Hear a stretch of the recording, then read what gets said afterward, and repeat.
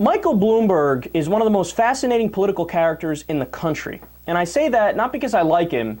In fact, I dislike him about 90% of the time. But because he seems genuinely confused.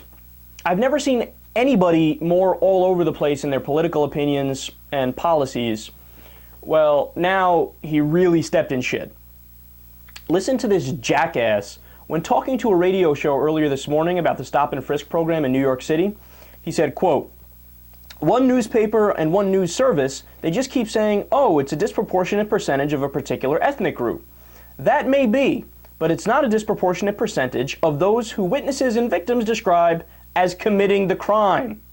In that case, incidentally, I think we disproportionately stop whites too much and minorities too little. It's exactly the reverse of what they're saying. I don't know where they went to school, but they certainly didn't take a math course or a logic course." That would appear to be blatantly racist. Okay, not only is he saying white people are profiled too much, which is absurd, he's saying you should profile black people because they commit all the crimes. Duh.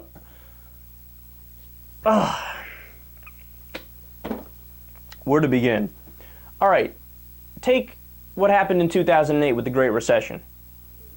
There was nothing but rich criminals wearing suits and ties that got away with it, right? Whether it be Goldman Sachs, who put together toxic assets, sold them to their clients and said, you're going to make so much money, we promise. Look at this sucker.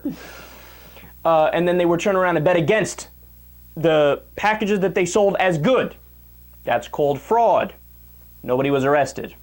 Or how about when there was the bailouts, right? And our hardworking taxpayer dollars went to these guys who turned around and bought new private jets, who remodeled their offices to the tune of millions of dollars, and who gave bonuses to the CEOs who ran the corporations into the ground. The list of crimes goes on and on. That's more crimes than somebody robbing a store has ever committed, right? But no, they get away with it. They don't even get arrested. In fact, they get a bailout. They get us rushing in and helping them. But no, it's black people who are committing all the crimes, and they should be profiled more. Poor white people, they're profiled way too much. Really, is that what happens? So they see an executive walking down the street and they say, oh, spread him, son, we're going to have to pat you down now. That's exactly wrong. And notice something. Here's a little secular talk trick I'm going to let you in on.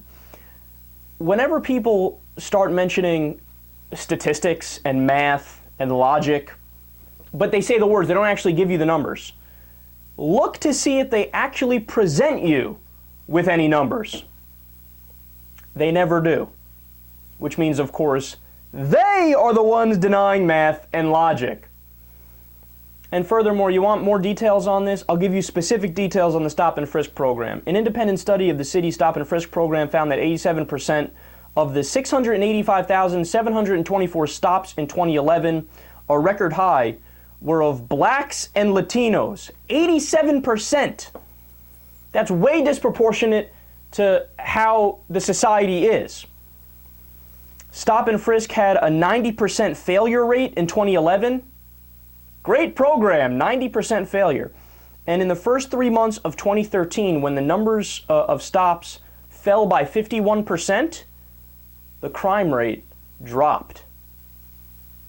So do you understand that? That's devastating to that program. When they stopped doing it, crime dropped.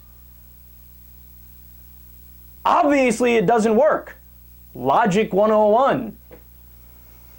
And contrary to Bloomberg's assertion that the NYPD stops too many white people, a study by the city's own public advocate found that stops of white people were twice as likely to yield a weapon and a third more likely to yield some form of contraband as compared to stops of black people.